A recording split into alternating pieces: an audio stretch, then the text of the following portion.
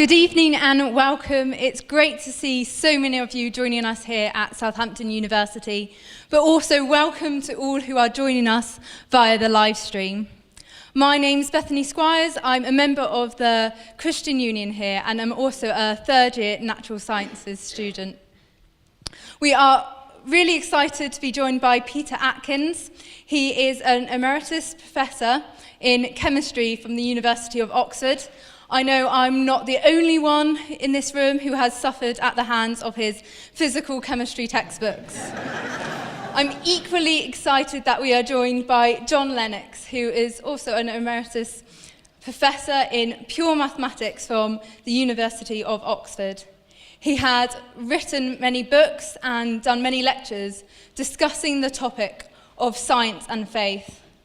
Finally, we are joined by Justin Riley, who hosts a show on Premier Christian Radio which brings believers and unbelievers together to discuss topics. And all that's left to do now is to hand over to Justin, our chair. So please join me in a round of applause for our guests.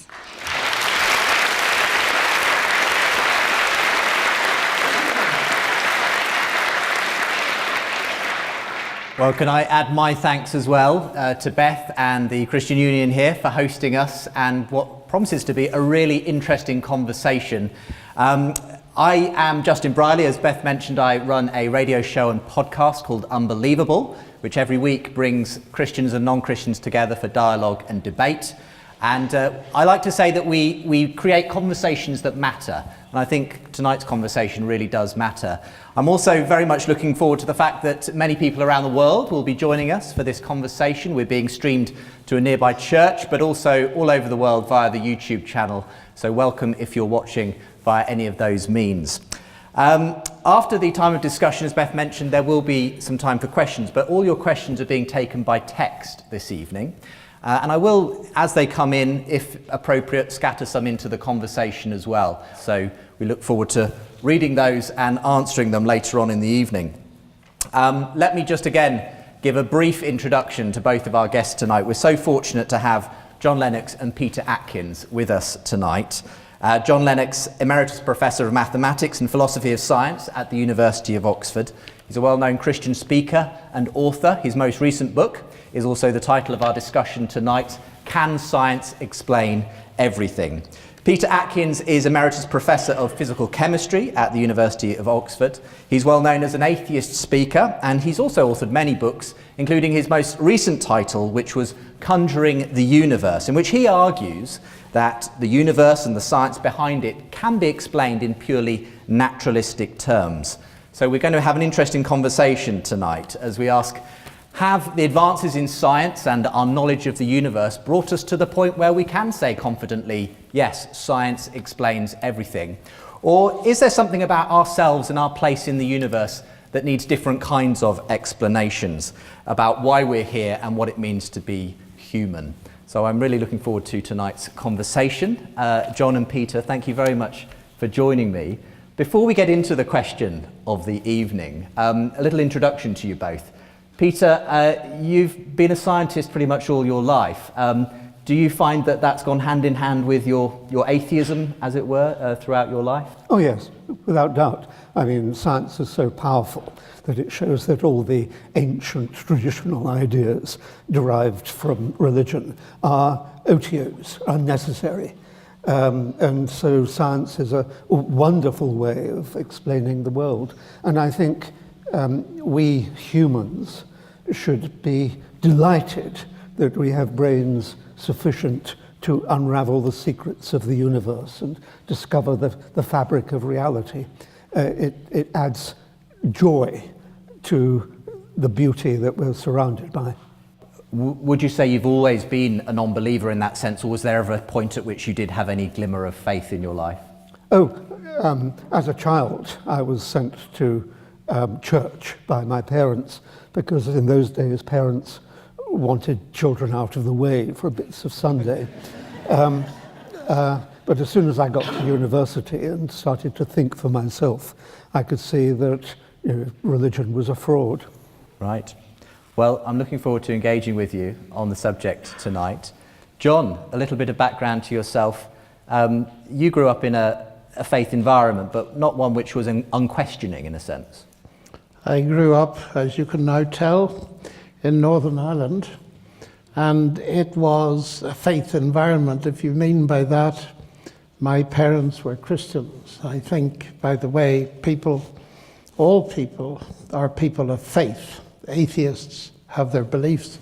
I have my belief, but I was encouraged to think, and for me, Christianity was, in a sense, one of the inspirations to do science. So I'm very different from Peter in that respect. I join him, though, in celebrating the wonder of science. And in fact, Peter's books have been amazing to help me understand lots of stuff I didn't understand before. By the way, he's written 3 times as many books as I have. So listen to him 3 times more carefully than you listen to me. But I've always had this strong relationship between belief in God as one kind of explanation of our universe and life, and science as another kind which complements it. Well, we have a question under discussion tonight, and it seems appropriate to begin by asking you both the question, can science explain everything? Perhaps we could start with you, Peter. Yeah, well, I'm not a politician, so I'll give you a straight answer. The answer is yes. Of course, it hasn't yet explained everything, but there are no signs that it's going to run up against a brick wall and stop explaining everything. And I think we should, first of all, be clear what we mean by science. And science is basically a method of discovery based on observation.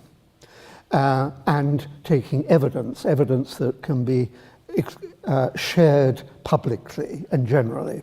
And that is really the core of the scientific method.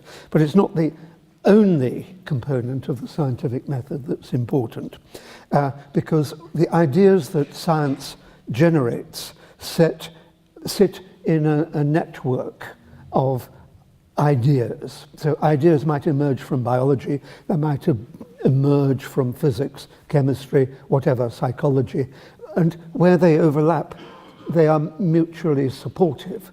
And this is extraordinarily strong evidence for the appropriateness of science as a means of discovering the truth about the fabric of reality, and indeed all there is. The second part of these introductory comments that I'd like to make is that we have to think about what we mean by the questions that science approaches. And I think there are 2 classes of question. One is stupid questions, and the other is real questions.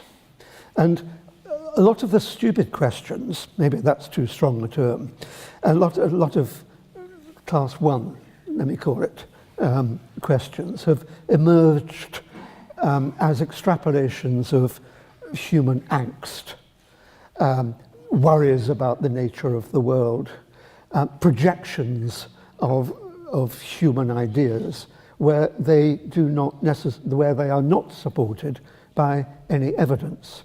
Science deals with real questions.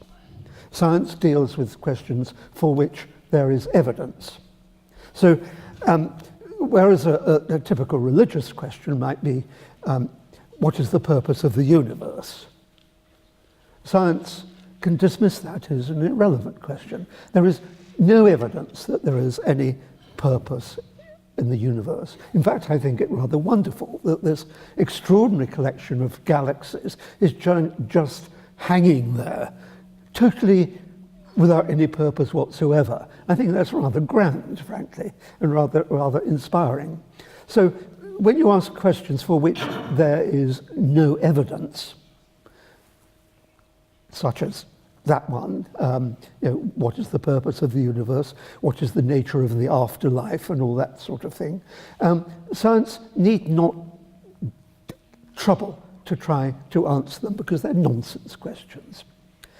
Science deals with real questions, questions for which there is evidence. And some of these are very deep. And let's not hide them under a bushel. I think one major question is, why is there something rather than nothing? It certainly seems as though there is something. And we presume that before there was something, there was nothing. So it seems to be a real question. And science has as its objective an attempt to answer that kind of question. Another deep question, of course, is the nature of consciousness and all the attributes of consciousness. We appear to have consciousness. There is evidence that we do. And so it is appropriate for science to tackle that. And by consciousness, I mean all the attributes of consciousness, including morality. And so those are real questions. Those are the questions that science can answer. And there is no doubt in my mind that over the past, let's say 300 years, that science has done its job seriously. That is, collecting evidence, setting it in a network of concepts, and seeing the way that they are mutually supportive. I think there's no doubt that over 300 years we have made extraordinary progress, and there is no reason other than pessimism to expect that science will grind to a halt and not answer all the real great questions of existence. Thank you very much. So an emphatic yes to the idea that in principle science can explain everything that's worth explaining in that sense. So John, same question to you. Can science explain everything? Well, obviously not. Brexit, for example. That's a comical response, but I have actually two more answers to the question. You're going to be surprised at how much I agree with Peter, because the definition of science he offered us, that is collecting evidence, making observations, in fact in his book on being, he reduces it beautifully to making observations and comparing notes. If that's what we mean by science, and it's the old meaning of science before the 19th century, then of course science can explain everything, because the very word explanation means making evidence-based observations and notes. So my short answer is, if we accept Peter's first definition, then I agree with him entirely. Science, by definition, explains everything. But of course, the meaning of the word science has changed in England, but not on the continent. In German, Wissenschaft covers the humanities and the natural sciences. And when people these days say science can explain everything, they're not referring simply to making observations and comparing notes at all. For instance, that would apply to any historical or forensic examination. And my faith as a Christian is based precisely on the kind of scientific reasoning that Peter has set forward to us. The main issue, I think, in discussion today is not whether that kind of evidence-based thinking and observation can come to every conclusion. Let me just say, by the way, that from the Christian perspective, Luke, the writer of the third gospel, tells us that that is exactly what his method was. He consulted people, he made observations, and then he put them together. So we'll call that science one. What is, of course, at stake today is the question, can the natural sciences answer every question? And there I think that that is simply not the case. The Nobel Prize winner Peter Medawar, many years ago, he wrote a very interesting book on the limits of science. And he said, we do science a disservice, natural science, if we think it can address any questions. And every question. And he referred to the basic questions of Karl Popper, the questions of a child. Where do I come from? Where am I going? What is the meaning of life? natural science doesn't answer questions like that. And Medawar added it is to religion, philosophy, and so on that we must go to answer those questions. I think science is immensely powerful. It is immensely exciting, and it uncovers a vast amount about our universe. But I have a problem by going too far. I'm a mathematician, and I'm rather interested in logic. And you know, if we say that science can explain everything, or science is the only way to truth, as it's often put, well, that is not a statement of science. It's a statement of belief. And so if it's true, it's false. Maybe it's too early in the evening for logic like that, but there's a huge logical problem. So to sum up my position, science is powerful. Its methodologies are extremely important also in the sphere of history, forensic science, and in the sphere of religion. But I'm going to be careful here, because Peter is right very often in his critique of superstition, of mythology, and nonsense. And science has helped to clear away some of the nonsensical things that sometimes religious people profess. But what really makes me, in one sense, very much in favor of the Christian faith is that from the very start it claims to be evidence-based. And the central piece of evidence is, of course, as you probably know, the resurrection of Jesus Christ. So I believe in Peter's methodology. I use it all the time, but somehow he feels that a Christian like me doesn't use that methodology within my own Christian faith. Final point, I think explanation. Can science explain everything? We need to tease out what we mean by the word explanation. For example, the law of gravity doesn't explain gravity. It tells, as Newton realized, it tells us wonderful mathematics that we can calculate the way in which heavy bodies move in relationship to one another. But even when we say science explains, often it doesn't explain comprehensively. And I just want to throw a very simple analogy into this, which I find quite useful. About boiling water. How would you explain boiling water? Well, you can explain it by talking about heat conduction and agitation of molecules of water. You can also say the water is boiling because I'd like a cup of tea.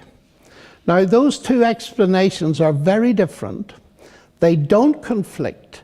They complement. One is a scientific explanation, natural scientific, but the other is an explanation in terms of the intention and purposes of an agent. And Peter said quite clearly that science doesn't go in for that kind of purpose, but that doesn't mean that kind of purpose doesn't exist. In fact, people have been enjoying tea for millennia before they knew anything about the theory of heat in physics. So what I want to say is this: the God explanation is different from the science explanation. God no more competes with science as an explanation of the universe than Henry Ford competes with physics as an explanation of the motor car. Okay, thank you. Great introductory statements from both of you. I'm sure there's lots you want to respond to there, Peter. Where do you want to begin? Well, there's so much nonsense to hack away from. This may be the phrase of the evening, yes. Yeah. Let's go to what you called the core of your approach, which is the resurrection of Jesus. Never happened. I mean... Well, that's an assertion, Peter. What about some evidence? Well, what about some evidence that it did happen, other than people who are writing Gospels of 80 years later than the event that they purport to be talking about? No, of course it didn't happen. How could it happen? And science, I think, could even go so far as saying it simply could not happen. When you've got a dead body, it's decaying straight away. There's no way that it's going to reconstitute in some way. It's absurd. And I accept that it is the foundation of Christian faith. That doesn't mean to say that it's true. And so let's dismiss that as something that simply has no evidence whatsoever of any credible Before we nature. dismiss it, let's hear a response from John, because obviously this is an important issue. What counts as evidence and what are the assumptions we make? I suppose you would argue that science cannot explain the resurrection. Well, I wouldn't quite argue that way. I would say that science cannot forbid a resurrection, because you see, science proceeds on discovering the regularities to which nature works and has done a very impressive job. And the fact that we know that dead bodies don't normally rise, that is a law of nature in that sense, means that we recognize something very special happened, if it did happen. Now, there are two issues here. First of all, there's the in-principle one, which always ends up in talking about David Hume, who said that miracles are violations of the laws of nature. And I do not believe they are. That's point number one, and I can go into that if you like. Do you want me to? Do you want to believe? Well, we might as well, since you Yes. raised Well, it. you better define a miracle.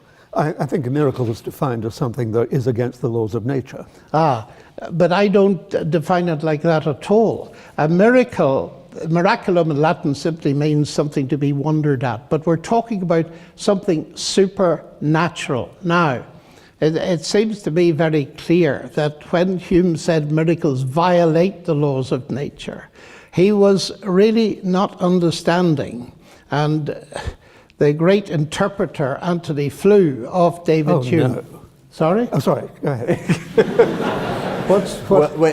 I think he was going to object to the raising of Anthony Flew. Oh, well, I'll not raise Anthony Let's Flew. get back to raising He has Jesus, died yeah. and hasn't risen. I do, I do see that point. But the point is this.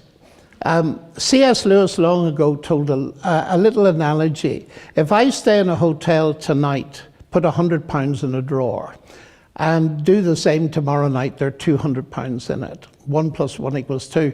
If on the third morning I find 50 quid, what do I say? That the laws of arithmetic have been broken or the laws of England? Clearly, I say the laws of England have been broken. How do I know? Because the laws of arithmetic have not been broken. It's our recognizing of what normally happens that helps us to see an exception. Now, if I were claiming that the body of Jesus rose from the dead by processes, natural processes going on in the grave 5 minutes before we happened, yes, that would be wrong. But I'm not claiming that. What Christians claim is that the God that created the universe and built the regularities into it is capable. Pure speculation. Well, Wait a let's minute. allow No, this John to is finish worth his listening point. this isn't speculation. Well, Let's listen and then you respond, Peter. Peter, it's dead easy to say it's not worth listening to. You tempt me to say that about some of the things you say, but I'm not going to do that. Because it seems to me it's very important to listen to what Christianity claims before you judge it. And what is claimed is the God who creates the universe and sustains it is not subject to laws as if they were laws of a land. He set up the regularities and he can feed a new event into them. And the claim is, and with this I finish, that God raised Christ from the dead by an input of colossal power. Oh, Jesus. Well, you've got it, Peter, in one. No, I mean, this Well, is... that is the claim at the end of the day. But, I mean, this is... everyone knows here that's nonsense. What you're inventing is an agent who can do anything he likes. He or she likes, I suppose you have to say these days. And so it is the laziest way of accounting for observations, sometimes observations that were never actually made. Religious explanations which resort to God did it are intellectually lazy. I won't use a stronger term than that, but I do think that they are lazy because, I mean, what does it mean as an explanation? You lie there saying, oh, God did it, and everyone says, oh, I understand now. religious explanations are easy to accept by the unthinking. Science is difficult to accept because it involves a lot of thought. You really have to tease out the processes by which an event occurs. You can't simply say, and God did it. You've got to go through, in biology, you delve down into, if you like, the chemistry of the organism. In chemistry, you delve down into the physics of the underlying processes. And I accept maybe in physics, you have to delve down into the underlying mathematical fabric of whatever I mean by that. It's jolly hard work, and you've got to work on it. But it's more satisfying when you get to the end of an explanation than that extraordinarily lazy way of pretending to explain by saying, and abracadabra, God did it. I mean, that is intellectually corrupt. Okay. But, Peter, that's confusing two different kinds of explanations. Yes, indeed. If you were to say about a motor car, Henry Ford did it, and that's all you had to say, then I would agree with you. But the point is, as I sit here and read your books and explaining chemistry and all this kind of thing, I say, this is wonderful.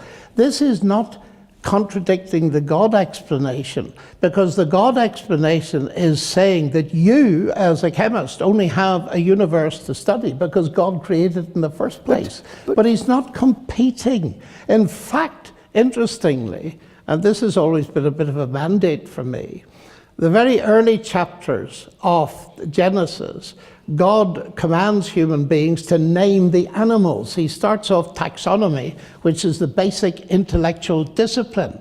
In other words, he said, you go and do science, and you'll find it utterly fascinating. So I think you're arguing at a straw God and not a straw man. You don't know whether God was starting off science. He might have got so bored with his creation that he wanted to amuse them in some way. Who's speculating now? Yeah, I am. Yes, okay. I think any speculation that uses the word God is intellectually corrupt. I mean, but this is absurd. There is no God. Can I? No, be quiet. There is not one jot of evidence for God. Oh, I think there's a lot of evidence for God. Evidence for God. Okay, so let me just to summarise. Yes, lazy, corrupt, and any mention of God is simply going down that path. Why for you is that not the kind of lazy, corrupt explanations you're talking about? Well, first of all, take science itself. Why am I passionate about science? Why do I believe science can be done? Well, because I believe that in some way the human mind in here has access to the natural world out there. Now, why do I believe that? And sometimes I ask my atheist friends, I've never asked Peter this, but so he's excused, but I have asked many of them. I said, what do you do science with? And they say and they're about to say mind when they realize it's not politically correct to say mind. They say my brain. And I say, tell me about your brain. And one man who's rather famous, he said to me, do you want the really short answer? I said, sure. My brain's the end product of a mindless, unguided process. So I looked at him and smiled and said, and you trust it? And then I asked this question, which I've asked many times. Suppose you knew your computer was the end product of a mindless, unguided process. Would you trust it? And I've always had the answer, no. And then I say, I see you have a problem. In other words, your atheist materialist stance undermines my trust in the rationality I need to do science. Now, if you flip the coin, modern science exploded in the 16th and 17th centuries, and its pioneers, Galileo, Kepler, Newton, Clerk Maxwell, and so on, were all believers in God, most of them Christian. And the point is, it was their belief in God that didn't hinder their science. It was the motor that drove it. So for two reasons. One, the legitimizing of doing science at all is one of the reasons I believe in God. God as an explanation makes more sense. It has explanatory power. The atheist explanation, as even some atheists like Thomas Nagel these days are beginning to see, undermines confidence in rationality. So John's argument essentially then, Peter, that the very fact we can do science points to a rational logic behind the universe and behind our ability to understand it, that is I suppose, fits better with the idea of a God behind that's what I'm saying. mind, rather than the idea that this all is by chance, it's a random accident. For lazy minds, that's certainly true. The trouble is that the philosophers are pessimists, basically, because they get paid to doubt, and they doubt the capacity of human understanding. Scientists are optimists. They think that given time, given collaboration, hugely important, they will arrive at explanations that do not require the insertion of words like God. God is no more than a word, frankly, which is used to disguise the inability to comprehend something. So theologians obfuscate. We've heard that in good measure this evening, if I may say so. While theologians obfuscate, scientists illuminate. And we are showing that somehow or other, through evolution, only through evolution, we have developed brains which are capable of extraordinary understanding. Now, if I can take a moment just to wrap a warning around that at the moment. Do we have brains that are big enough to understand absolutely everything? It's a legitimate question. Or are we like a dog in a room, which a dog could not understand classical physics, although we humans think we can understand classical physics. But we have to confront the possibility that our brains are not strong enough to understand absolutely everything. And I think we might even be moving towards an agreement there. But there's different kinds of understanding, as John was saying, but of a different kind from what John was saying. Take quantum mechanics. You can formulate equations in quantum mechanics and solve them to an extraordinary degree of precision. But there are aspects of quantum mechanics, like quantum entanglement and so on, which we might never be able to understand, because we humans have been brought up in a world of classical events. Usually, I mean, as we dropped from the trees, we found that the world was largely classical. It's in the 20th century, 21st century, that we've discovered the quantum behavior of this extraordinary kind. Now, it might well be that our brains simply are not equipped to understand the quantum phenomena that we are discovering. But we can still do the equations. We can still solve it to arbitrary precision. I think that means that we, in a sense, have understood the fabric of reality, let's put it that way, even though we can't intuit the fabric of reality, because our brains are constructed classically and not quantum mechanically. So I agree that there may be limitations to our understanding, but they are understanding of that kind. I have no difficulty with that, because the one thing I would never say is quantum mechanics is extremely difficult. I don't understand quantum entanglement, therefore God did it. I would never dream of reacting like that, because trying to understand quantum entanglement, that is the job of science, that is the job of physics, and you keep going, as you suggest, until you run out of brain power. You see, God answers a different kind of question which spurs science on, it doesn't inhibit it. No, but now, Peter, one little question to you. I think this is a very important point, that science is a motivation. God is a motivation for science. A motivation. A motivation for science, and I think we ought to spend a moment on that. I think God is also a great motivation for art as well. Yes. Wonderful pictures, wonderful music, wonderful literature, all induced by belief in God. But it doesn't mean that the God actually exists. It simply means that you believe that he exists.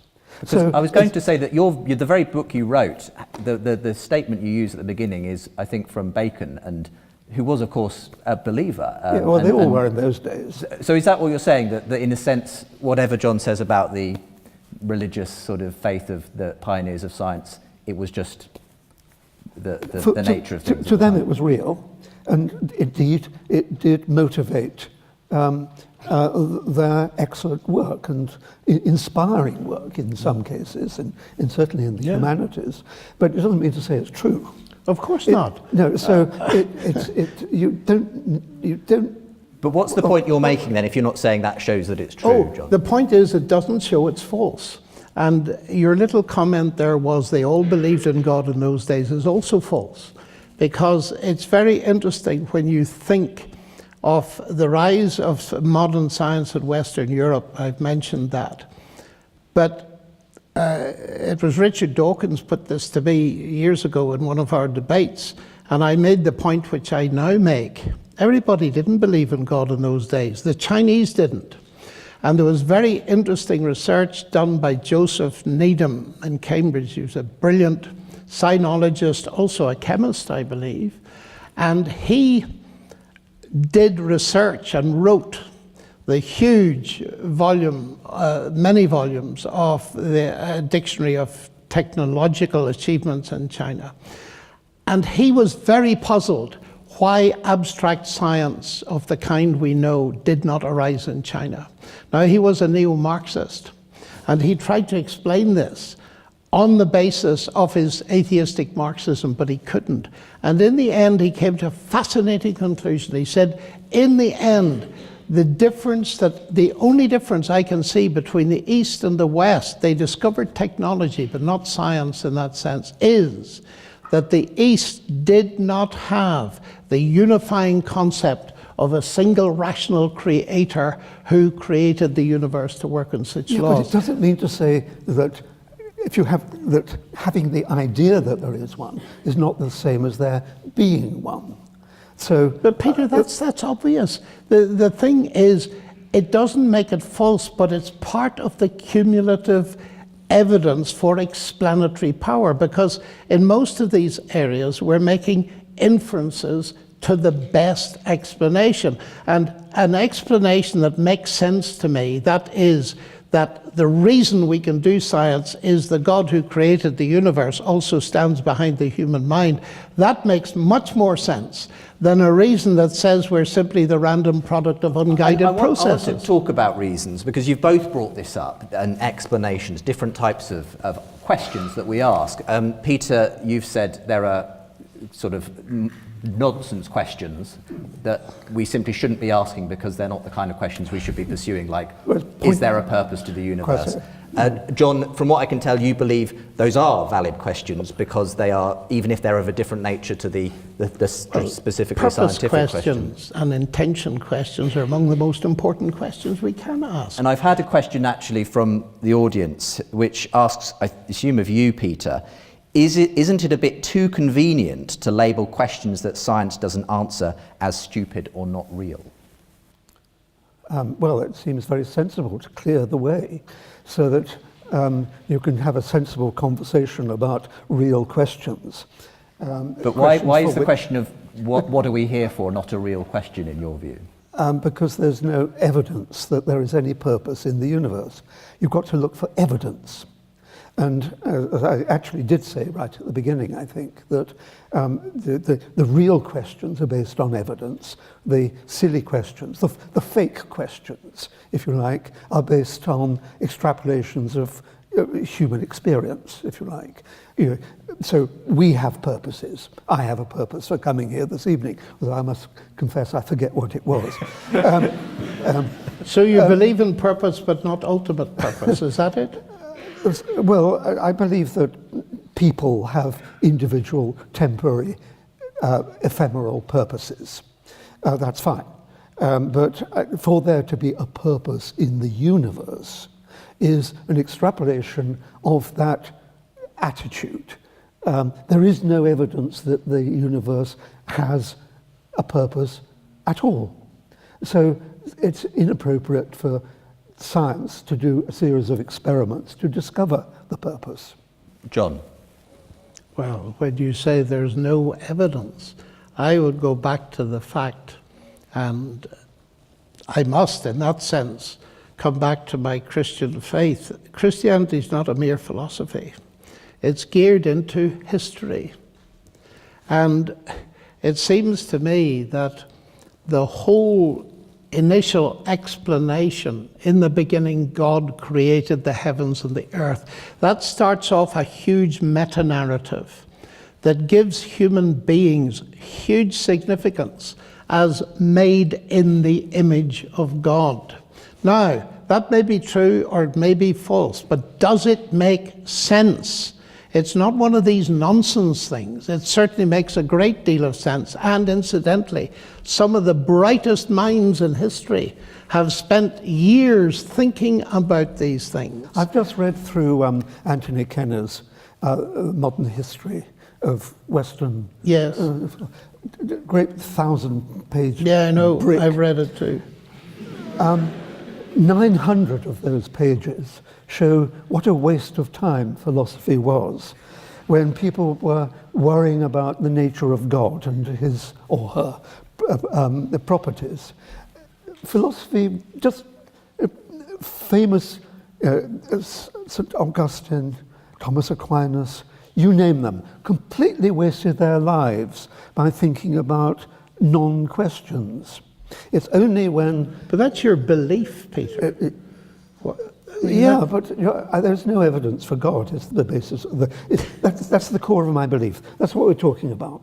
But is that an assumption you're coming to it with, Peter? Let me say, there is no evidence for God.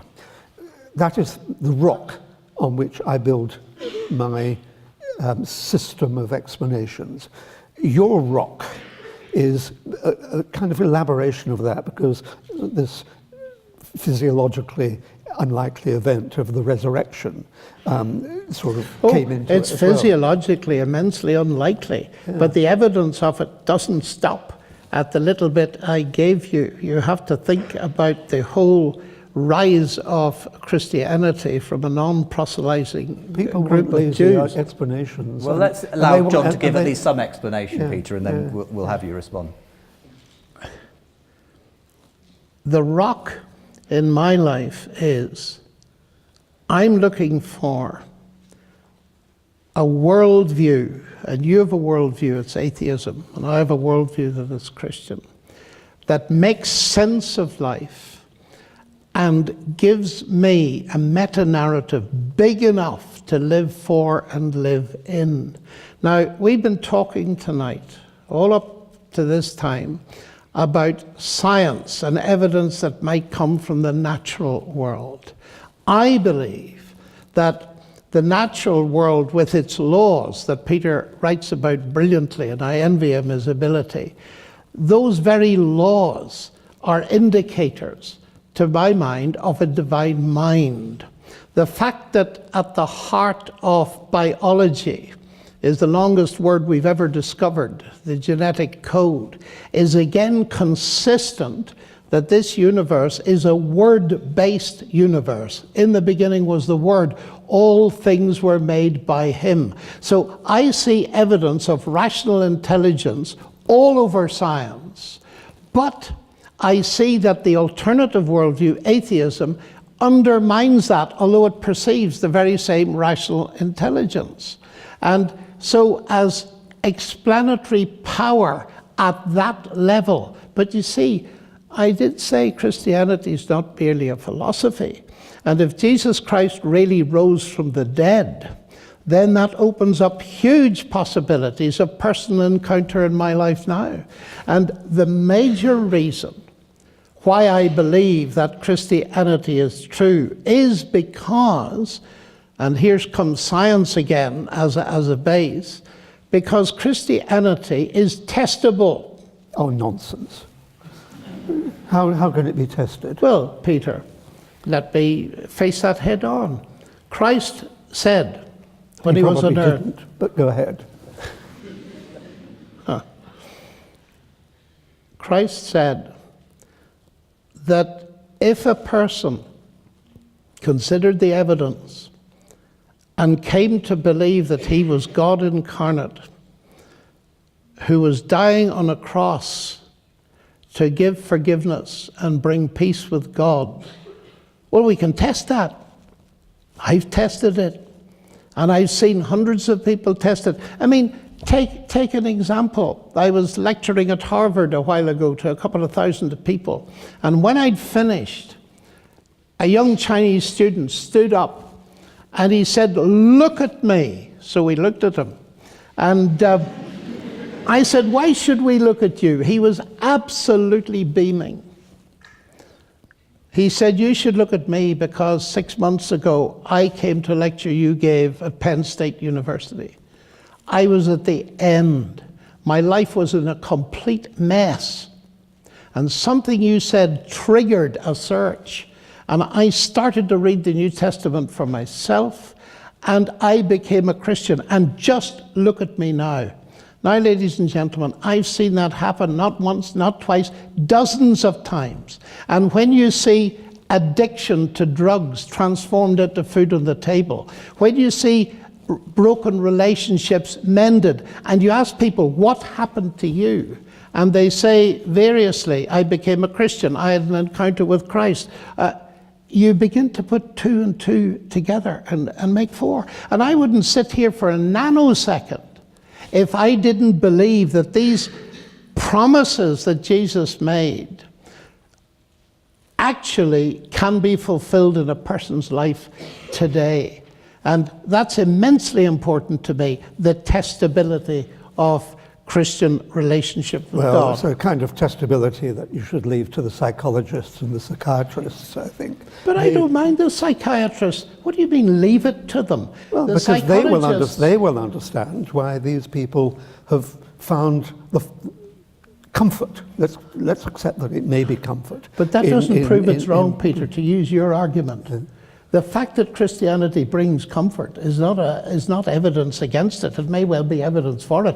If it brought discomfort and ruined people's lives... it's brought a great deal of discomfort. Ask Joan of Arc, for example. You're raising another question, and I'm Irish. I'm very sensitive to that question. And I could go into it if you want to. One of the points you made was that you're enthralled by the universe and the concept of God, because you can see that it provides an explanation of the rationality of the universe. That's right. Now, in the book I just published last year, which you alluded to, where I talk about the origin of the laws of nature, which I think is kind of behind your comfort, as it were. Well, it might be. I use 4 principles to argue, to identify the laws of the origin of the laws of nature.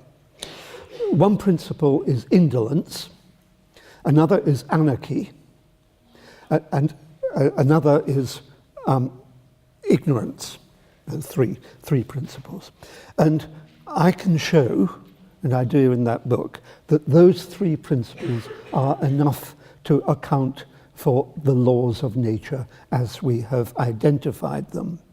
I don't need an agent behind it, unless that agent is infinitely indolent, is infinitely anarchic, or is infinitely ignorant, which I don't think you would ascribe qualities, those qualities to your God.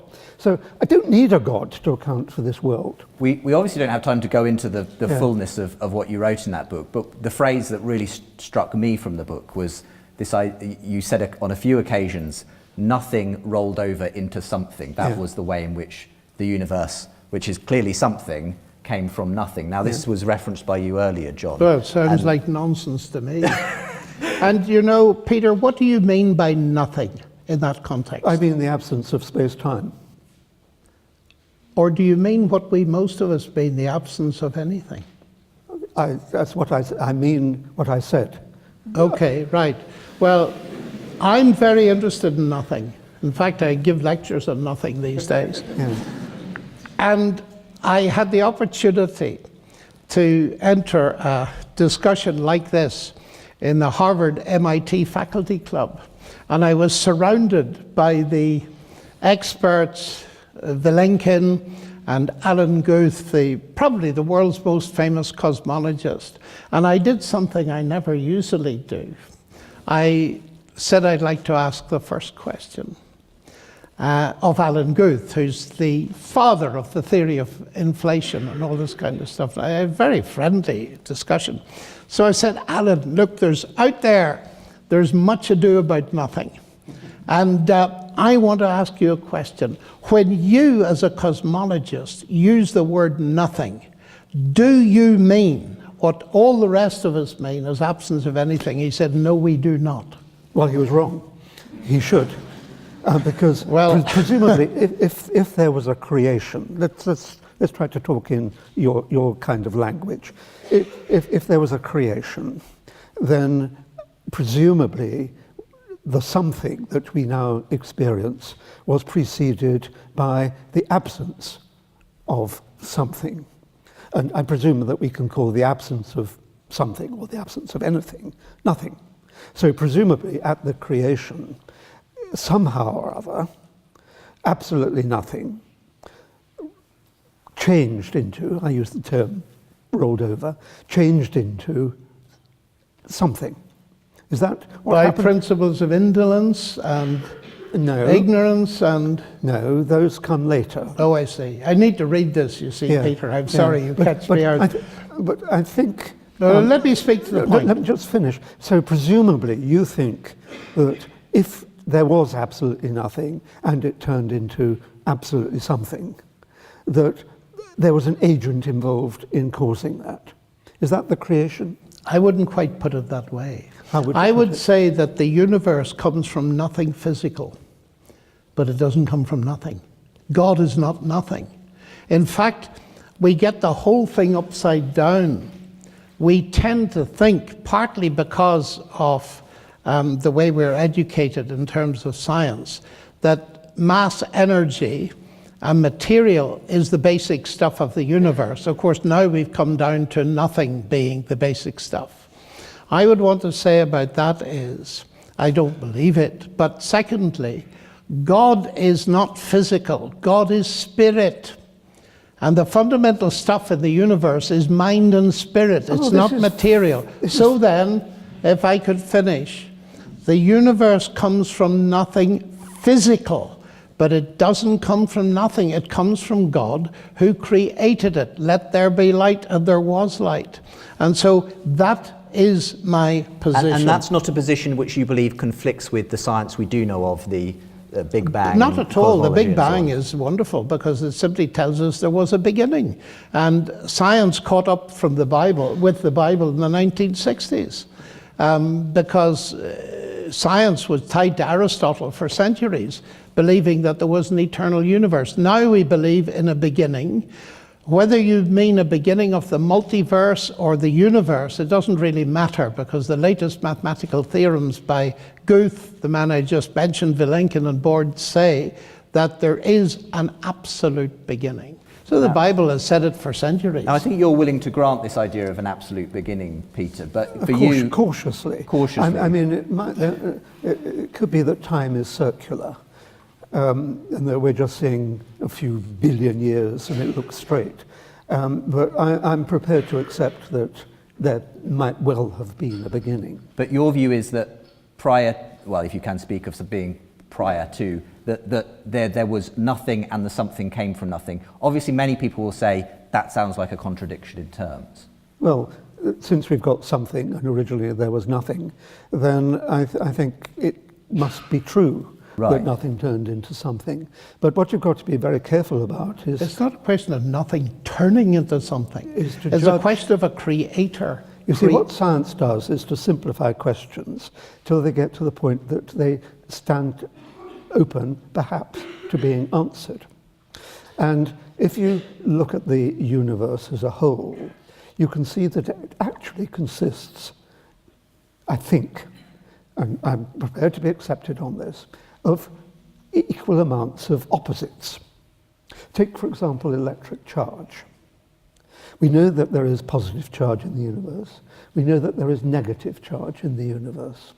We also know observationally, because of the great strength of the electromagnetic interaction compared to gravity, that if there had been any imbalance, if there were any imbalance of the positive and negative amounts of electricity, then the universe would be blasted apart and would not have survived until now. So what we've got are positive and negative charges. And what I think happened is that when you have got absolutely nothing, of course, you've got no charge. But at the inception of the universe, that nothing separated into opposites, which accounts for why we've got equal amounts of positive and negative charge. And what separated it? Well, that's the second question.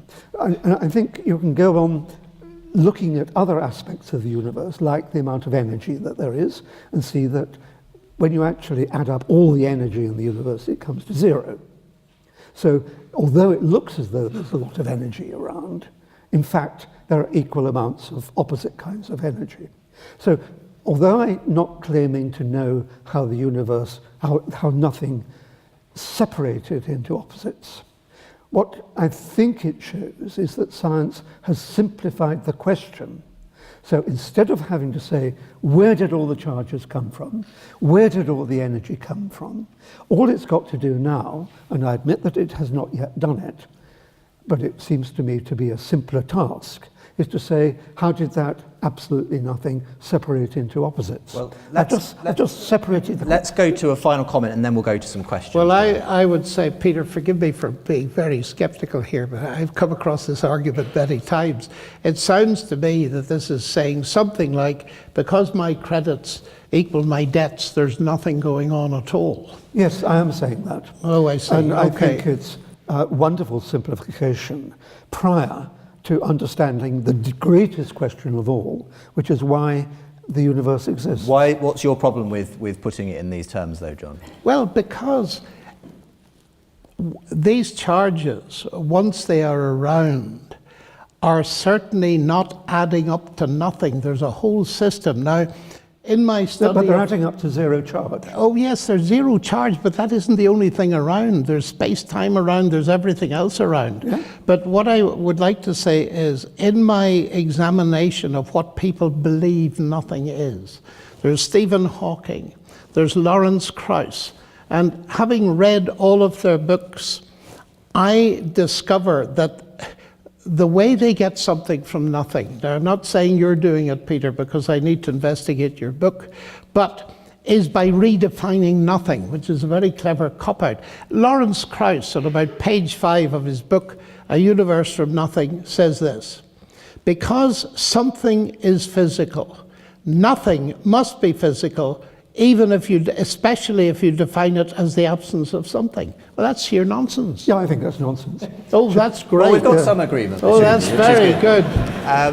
Let's go to some questions. It's been such fun, actually, being in the middle of this conversation. But we've had a lot of questions texted in, so we really must get to a few of them. What I'll do is I'll give you both an opportunity to respond to each question, and we'll try and get to as many as we can. I think this is a really interesting one. What new evidence would be sufficient to lead the speakers to adopt the opposite view? So if I perhaps ask that first of you, Peter, yeah. Is there any kind of evidence that John could bring to bear that would actually make you change your mind and think actually maybe there is a God? I think that's very interesting. I have asked myself that question previously. Is there any evidence that would flip me into the belief camp and so on? And I simply can't think of any. I think if I tell myself that if I agreed with some evidence then it showed that I'd simply gone mad. Right. So it's a serious question, but I don't think there can be any evidence. Are you saying your position is unfalsifiable in that sense? Yes, because even if I was standing, at the foot of a cross and saw the resurrection before my very eyes, I would put it down to hallucination. It's an extension of the David Hume argument, which you didn't quite complete, because Hume went on to say that there is always more reason to disbelieve the reporter than what he is reporting. Do you want to make a comment firstly on the fact that for Peter there's literally nothing that could convince him that God exists? I'm very interested in what he said at the end, that he would believe it was a hallucination. And he mentioned to me before that the psychologist would work on what I say, but they'd work on what he said.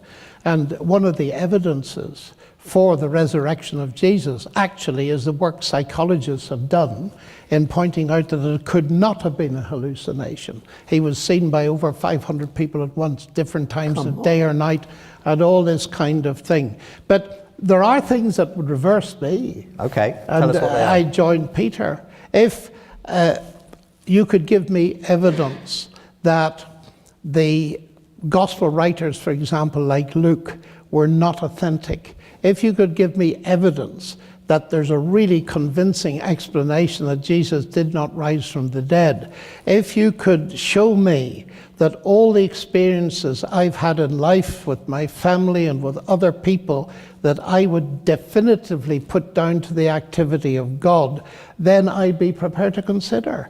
But those cumulative evidences in my life are so large that I don't think it's likely to happen. But I have to be open to that. Why? Because you see, ladies and gentlemen, because I come from a very religious country, I was accused, and I've been accused tonight of the same thing, of course you believe that stuff, you're Irish, is the old Freudian explanation. So what have I done? I spent my entire life opening up my Christian commitment to its opposite. Is exactly what I'm doing tonight. And I spent my life doing it. A lot of it in Russia, incidentally, where you meet really hard atheism. And doing that, constantly questioning my own position, has confirmed my position. Now, Peter, do you constantly question your own position? Or do you see no reason to do that? I see no reason to do that. Yes, well, I see great reason to do it because I don't want to be fooled. But I see in you an example of the power of cultural conditioning that takes place during childhood. Well, Peter, I could argue the same. You see, the Freudian argument that says the religion is wish fulfillment, it works brilliantly if there is no God. But you see, I would want to argue that if there is a God, Peter's atheism can equally well be explained as wish fulfillment, the desire never to have to encounter God. The Freudian argument doesn't deal with the basic question, is there a God or not? So I simply think But you see, I want to understand the workings of the world on this side of the grave. So do I. You seem to want to understand them on the other side. But why not of both, Peter? It's a bigger universe than just this side of the grave. Because there isn't anything on the other side. But that's just an assertion. No, it's the lack of evidence. Well, let's go to another question. This is a very interesting one. I'm a scientist and long-standing atheist, says this person. Taking the challenge as a scientist to follow the evidence where it leads over many years, I have become convinced that there is good evidence to point towards an all-powerful, transcendent, timeless creator. But I cannot square this with how I feel. My instincts, my emotions say it cannot be. It's impossible. Do either of you think it's possible to resolve such a dissonance? How, from each perspective, would you proceed? Let's start with John. This person says they feel pulled in both directions. This is absolutely intriguing to me. Why? This morning I had a letter from a very highly educated doctoral a person with a doctorate doing very advanced research who asked me exactly the same question. Exactly the same question. come from atheism, Dawkins type atheism, and now feels terribly pulled and wondering, this feels so strange, how can I resolve it? My attitude to that is take time. Talk to other people, other Christians, your friends. Find out what makes them tick. And read as much as you can, full of questions. Something like the Gospel of John and so on and so forth. And I believe eventually one can resolve these questions. But it's clear that many people feel like this. And I think it's wonderful if you get that far. And in one sense, they can be resolved. But the last, well, not necessarily the last step, but with many of these things, what the problem we have, especially in our contemporary culture, is the matter of commitment. You see, skepticism is a wonderful thing. The Greek word means to check out from a distance. And some of you will be checking out partners at a distance.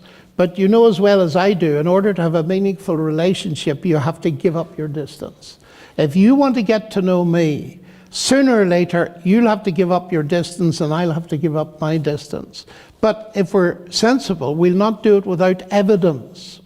And so it's a question of that greatest commitment of all, as I believe it is, which is to Christ.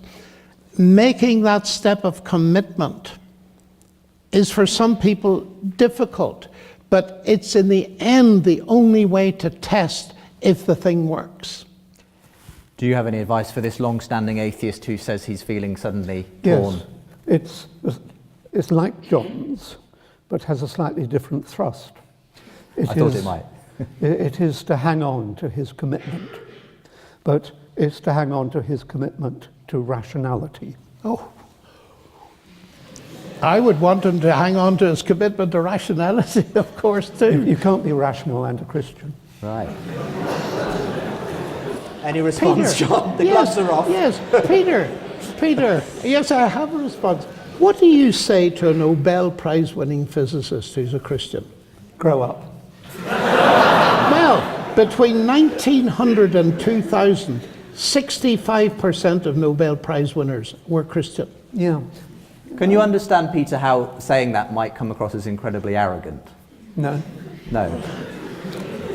Let's go to another question. This is one I think I'm prepared to this is conflict my... okay. Go ahead. Here's one for you. I think this is aimed at you, Peter. If there is no purpose, what motivates scientists to do what they do? Well, you've got to get through life somehow. And, Why? And I think getting through life by increasing the depth of your understanding of this glorious world is, to me, as an academic, a wonderful way of filling in those few decades of consciousness. But Peter, that only works for brilliant people like you. I think of the masses of people who haven't got our privileged we're not being education. sentimental now. Factual. Factual. The vast majority of people will never get within light years of your understanding of the universe. You, with your Christian background, would delude them into thinking that once they're dead, they're going to be jolly happy. Because life is a trial, it's a test, it's a preparation for death, and they're going to have a wonderful time once they're dead. And I think that is such a delusion that it's inhumane. But I agree that it might be sensible in some cases. But if there is a God, Peter, you're deluding people in a big way. How?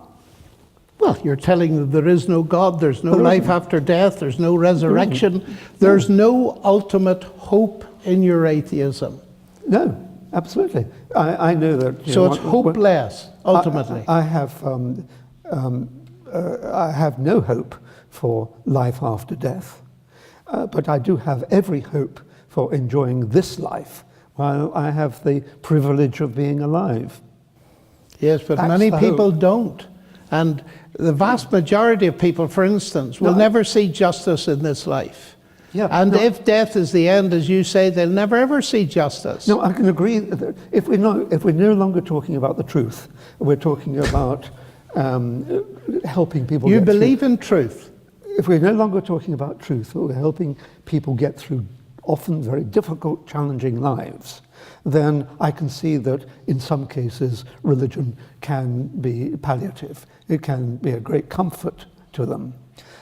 It's a false comfort, but they don't know that, and it might just help them get through difficult times. I have no objection to that kind of therapy, but to confuse that with truth is, to me, intellectually inimical. Let's go to another question. Maybe you'll start this one off, John. Why would God create atheists? Well, he wouldn't create atheists. I mean, God creates human beings in that sense in his image. And Peter's is created in God's image as I am. God help God. And his rationality and his science and all the rest of it is just an example of the marvelous things that God builds into people. People choose to be atheists. You see, it's a worldview, it's a faith system. I believe in God. Christianity is my worldview. Naturalism is Peter's worldview. He believes it. So the real issue is this: what worldview do we believe in? And that's why we have evenings like this, to try to present the evidence on both sides, which we have tried to do, so that you can make up your mind. But to say that God creates atheists is a deterministic belief that I reject. And I feel quite strongly about this, that the wonderful thing about the way in which we're made as human beings is God loves us enough to give us real responsibility, so that our decisions and our moral choices are full of meaning. If you say God creates Christians or atheists, you end up with a kind of robotic situation where we're simply puppets on a string. And I don't think that accords in any way with the God who reveals himself in Christ. Peter? I think it's talk of gods creates atheists. Talking about God creates atheists? As in once people start to look into it, they become atheists? Yeah, well, so they should. Right. And when they see the evil that belief in God brings into the world. Well, that opens up another interesting question. Here's one who asks, do you agree that science gives facts and religion gives values? What do you say to that, Peter? Well, I don't know what values are, frankly. They are, I think we're talking about moral values. I assume that's what's meant. And we're talking about the emergence of whether science, and go back to can science explain everything? We go back to the question of whether science can illuminate morality and questions of moral behavior and so on. And I think it can, because we behave in ways that are governed by the infrastructure that has emerged through evolution. I mean, it's really, we who've been on this earth for, say, 4 billion years or so, have evolved into us, and we found ways of behaving, and we call that our current moral precepts. Right. But we're not just red in tooth and claw. I mean, we're also coated in the milk of human kindness, in the sense that in quiet moments of contemplation, we can consider the consequences of our actions. A tiger can't, a man can. And I think it's, to understand the emergence of morality, we have to think of the infrastructure emerging from ethology and But would evolution. you grant the question of the fact that religion could be a factor that helps people to develop those moral values, even if you think it's ultimately got a scientific explanation? It might be thinking backwards. I imagine that I suspect that quite a lot of what Jesus said, or his purports to have been said, were reverse engineered to make him sound like a jolly nice chap. And he probably was quite a jolly nice chap, if in fact he ever existed. So I think, the Bible is a kind of collection of, it's a handbook on getting through life more. Same question, I suppose, then, John. This morality, firstly, I suppose, responding to Peter, can it simply be accounted for by a sort of evolutionary cooperation produces? I don't think so. I think you can base virtually any kind of morality on theories of evolution. If you take the nature red and tooth and claw view and survival of the fittest, you'll end up in Auschwitz. But I did go beyond that. I said it was larded with the milk of human kindness. Yes, well, that comes I from was just about to say, Darwin favoured ants, and if you watch ants, you can get a good argument for altruism and cooperation. You can build any kind of morality on animal behaviour you want. My view is that you cannot get morality from science. Science can comment on it. Science can tell you whether a fetus suffers pain, for example, but it cannot decide the morality of what you do with that fetus. No, but it can understand. It can understand. And I'm not saying that it can make predictions or anything like that. But I think it can understand the roots of morality. Well, I'm not sure that it can. I think it's much better to understand the roots of morality through scientific investigation, which includes anthropology, ethology, and so on, than it is simply to adhere to a collection of folk stories as written in various Well, all of this tracts. is wild speculation. But if I come back to the question of morality and science, Einstein made the point once: you can speak of the ethical foundations of science, but you cannot speak of the scientific foundations of ethics. Well, I think that's nonsense. Richard Feynman, who won the Nobel Prize for Physics, points out that the laws of nature don't come along with rules on what we ought to do with them. But evolution does, and ethology does, psychology does, philosophy does, and all that these are... But saying evolution does is no different from saying God does. It's just putting a label on a non-explanation. But let me come to this, Peter. You slipped in one or two things which trouble me. And one of them was, if Jesus ever existed. Now, you're interested in science and evidence. I do not know, and I've read most of them, an ancient historian in the world who would question not only the existence of Jesus, but the basic facts of his life and so on. People who study these things, and it worries me when a person like you says, if he ever existed. Well, you should because the evidence is there that he did exist. You should read more widely than you clearly have done. I mean, there's plenty of scholars who've questioned the historical existence. And if I might say so, Richard Dawkins quoted one of them. Dawkins does believe that Jesus exists, but he says a good case can be made out that Jesus never existed.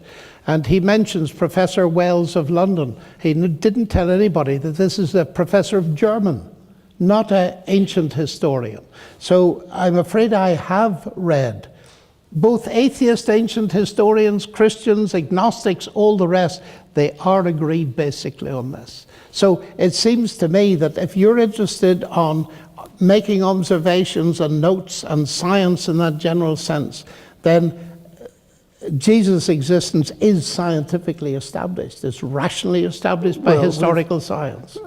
I don't know what percentage I put on that. Maybe 80% true, but I don't think 100%. Let's talk about a question that relates to this question of morality in science. So someone's asking, can science help us answer how we should use the technology it gives us? Peter, do you want to start us off on that one? Oh, that's a tricky question. I mean, that takes us into the realm of politics and so on, which, in a sense, then I suppose you have to level at me the accusation that here is something that science can't explain.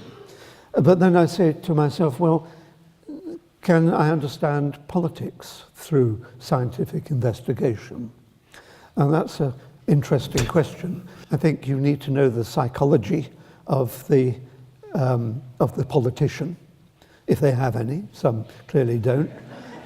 You have to look at their general upbringing and attitudes in a scientific way, maybe a statistical way. I think you can bring to bear the scientific method on to questions about how political decisions how we should act and emerge. I suppose it's that age-old thing that very often people say science can build us an atomic bomb, but it won't tell us whether we should use it. That's something that we have to decide, and that's the moral questions are different to the scientific aspect. Do you want to comment on that? No, I just think I would have used that analogy when scientists discovered they had this power. They were faced with a huge moral question, and it's often been debated. And at the simplest level, science, chemistry, I believe, can tell me that if I put arsenic in my granny's tea, it will give her a pretty rough time. But science, chemistry cannot tell me whether I ought to do it or not to get my hands on her money. So what does tell us? I mean, I have a feeling, Peter, you're going to say, but God's not the one to tell us what we should and shouldn't be doing. Oh, clearly. Since there isn't a God, he's not the one to tell us. This question, I believe, my reaction to it is that actually all humans are morally hardwired in some sense. Now, my belief is that this is because they're made in the image of God as moral beings. But if you leave that aside, the fact is that the research has shown that all around the world, if you put moral dilemmas to people, they will come up with more or less the same answers. There's a basic core of morality. You will find the so-called golden rule, do unto others as you would they did to you, in virtually every religion, non-religion, philosophy, and so on. That doesn't mean to say that God breathed that rule into his creation. I haven't said that yet. I said leave God aside. Yeah, but what I'm saying it is there. But through evolution, we have reached that common ground. Peter, I'm not arguing that. All I'm saying is it's there. And the fact is that therefore we make moral decisions, whether we're atheists or not. And often those moral decisions will be absolutely identical. Now, my explanation of that is that this is a result of being made in the image of God. But the important thing in the practical sense is that we do seem to have that common core. Otherwise, society would completely collapse. Of course, but my explanation is not that God did it. No, but evolution did it. My explanation is that we all went through a very similar evolutionary process, which entailed survival not only of the self, but of the group. But that might be part of it. But you know, it's very interesting that even an atheist, like the man that wrote, he's a German, very famous, wrote the book Übergänge, Transitions, what's his name?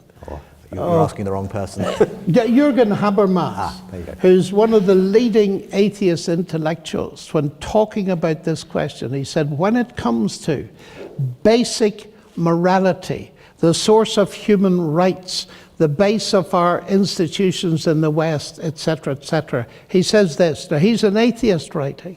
He says it comes down to the Judeo-Christian legacy, and then he adds a very interesting codicil. He said everything else is postmodern chatter.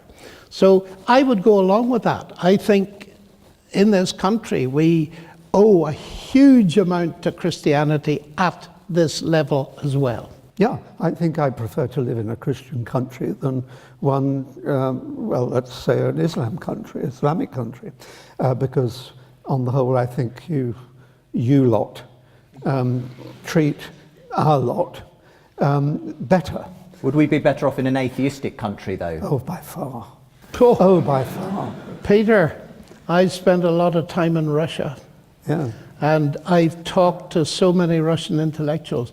I feel that is just a wild statement. You know, many times I've sat with people like Peter in the Academy of Sciences, and they've said this to me. We thought that we could get rid of God and retain a value for human beings, and far too late we found out we couldn't. So where do you stand on abortion? What's that got to do with the topic of this evening? Because it's a moral question. Well, are we going to deal with moral questions tonight? I would say that's an interesting question, but we should probably try and come back to, we could go on a wild goose chase on that one. We can infer I think, Peter, I mean, I wouldn't dodge a question like that, is that obviously there are always exceptional circumstances, but once life has started, if life ultimately comes from God, it's not just a bunch of complex cells. I ask the question, what right have we to stop it? But there, you see, you have the crux of what we're talking about this evening. Because you will base your decision on a non-existent God. I will base my decision on a natural argument, let's call it as loosely as that. And I will go in favor of abortion, and you will go against abortion. But not every atheist shares your view on abortion. I don't care what they think. I know what I think. But anyway, we're not going to solve that, because that is a question that's much it's a real further question in. About someone who purports to leave a Christian life that will say no to a woman. You may not have an abortion, despite the consequences. Well, I think that's deeply, deeply evil, I think. And I think it's one of the evils that belief in God inspires. We'll leave that question to one side for the moment. Let's just try and squeeze in two more before our time runs out. Here's one, and I'll just ask for brief statements on these. Would it be fair to suggest that scientific discovery is moving towards or away from the existence of God? Start with you, Peter. Away. Okay. I mean, the more that science progresses, the less it needs supernatural causes. Okay. Succinct. What's your view on this, John? Well, I suspect it's very difficult to look at this statistically, because, they asked this question about 80 or 90 years ago. And it was discovered that about 40% of working scientists believe in God. And it shifted by 2% in 70 or 80 years.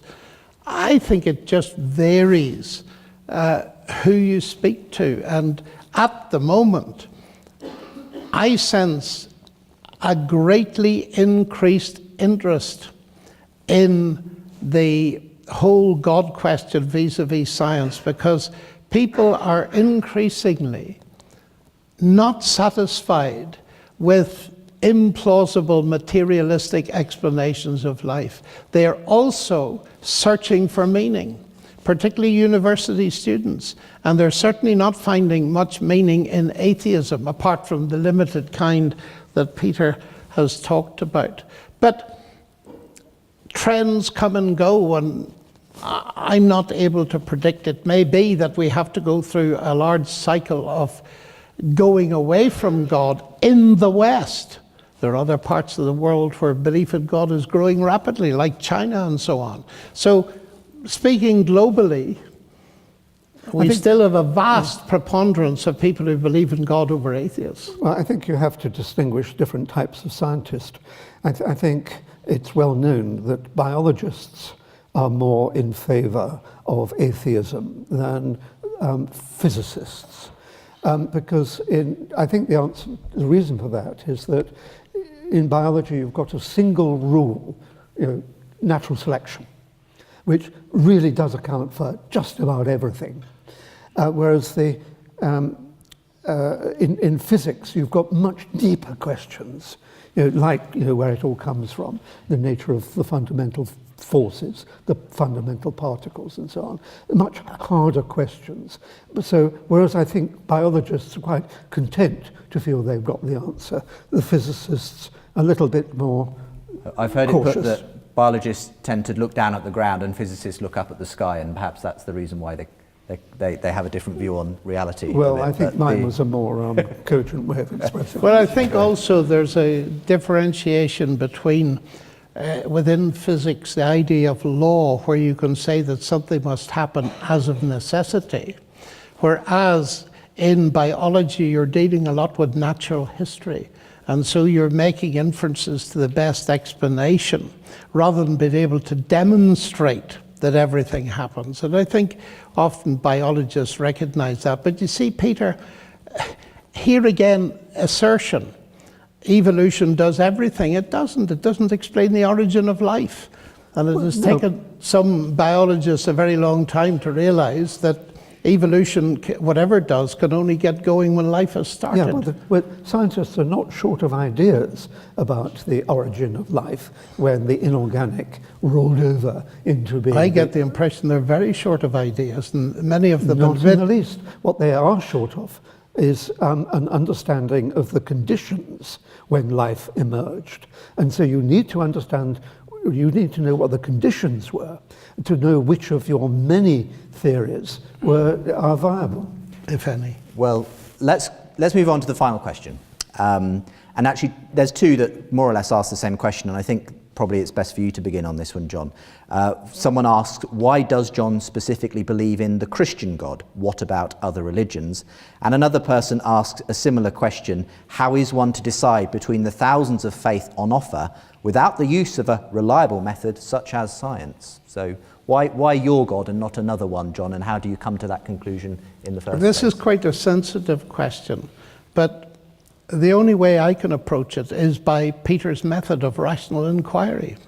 And you see, at one level, let's take the three monotheistic religions. But before I say anything, this is important. You've heard me clearly say that I believe you, whatever you believe, are made in the image of God and therefore of infinite value. Secondly, you've heard me say that I believe that there's a common element in morality. So when you raise with me the questions of other religions, please understand, I'm not criticizing your morality. That is very important. Nor am I criticizing your value. I'm being asked a rational question. On what basis do you choose? So I'll tell you. Here is one level. The three great monotheistic religions, their attitude to the resurrection, forgive me, Peter, if I raise it again, is, forgive the pun, it wasn't intended. My Jewish friends believe that Jesus died and did not rise. My Muslim friends believe he didn't die. I believe he both died and rose. Those three things cannot be simultaneously historically correct. So we have to do investigations in exactly the same way as we investigate any event in history. We can't repeat it to see what happened, but we can make an inference to the best explanation. And all I can say in the short answer is, I've done that investigation many times and come to the conclusion that the Christian explanation is true. But there's a second explanation, and it's this. I often ask myself, traveling around the world as I've done, ask people of different religions what they mean by a religion. And they usually come up with something like Southampton University. In the following sense, you have an entrance exam into the university and you get in. And then you're on the way or the path and you're being taught by delightful professors. And then you face the final judgment, which is called finals. Do you recognize that? Okay. Now, on the way, on your path, the professors, however kind they are, cannot guarantee that you're going to get through at the end. Why? Because the basic principle of a university course is merit. Now, many of my friends, when I ask them about religion, including Christianity, they say, that's it. There's a ceremony at the beginning, perhaps performed on a child or an adult. Then you're on the way, or the Eightfold Path, or whatever it is, the Tao, the teaching. And then you're faced with a final assessment. But the teachers, the gurus, and all the rest of them, the priests, cannot guarantee your acceptance of that final judgment. I think I can provide... I thought you finished. No, I think John hasn't quite hit the punchline yet. I haven't hit the punchline. Christianity, if that's what religion is, Christianity is not a religion for a very simple reason. In Christianity, the acceptance comes to the beginning, not the end. Now, I mentioned that briefly on the way through tonight, and this is the spectacular difference that as I sit here, I've not reached the final judgment, but I know that I'm accepted. Why? Because I'm very good? No. Because of what Christ has done. And the absolute essence of what it is to be a Christian is that I have trusted him, that what he did on the cross, now this may seem all mystique to you, but let me say what it is, that what he did there means that I can be accepted at the beginning of the journey. That makes a spectacular difference. In fact, you wouldn't if it was a question of marriage. Imagine I propose to a girl and say, look, here's a cookbook. There are rules in it. You keep them pretty well for the next 40 years and then I'll accept you. Well, she'd throw the book in my face. But that's what many of us think of God. No wonder people give up on religion, in my view. You finished. Because it becomes a slavish trying to merit acceptance when Christ is prepared to give his salvation as a free gift. So I'm not doing this evening, for example, to gain brownie points with God. I'm doing it because God has accepted me, and that is the wonder of Christianity to me. Well, if I can help John with a more succinct answer to why he is a Christian, it's simply that he was brought up in Ireland. But Peter, that's absurd. That's saying that because you give a genetic origin for me, that explains everything I do. No, it's a cultural condition. No, but the point is, Peter... And I've met many Northern Irish atheists as well. There are very many. There are always exceptions. But Peter, I have experienced again and again people changing their worldview, which shows it's not culturally dependent. That was one of the most important questions for me in life. It shows that you are particularly contaminated by your upbringing. Well, it's very nice of you to say so. It's been an interesting evening. We are sort of needing to draw things to a close. Are there any final things we'd like to say that we want to sort of round off the evening with before we go our separate ways? Do you want to start, Peter? Well, science is the way, the truth, and the light. I think I've heard that somewhere before. And now, if I can just enlarge that slightly. We should be proud, as I said right at the beginning, that somehow or other through collaborative enterprise and open-mindedness and communication and mathematization and observation, we are delving into the workings of the world, into, if you like, the fabric of reality, and answering all the great questions of being. We should be proud that we apes who have dropped from the trees have gone so far intellectually. And although I acknowledge that religious belief was a component of that journey, we are breaking out of that chrysalis and taking over the heath. John, final thoughts. Science is wonderful. But the God who gives us a world in which science can be done is even more wonderful.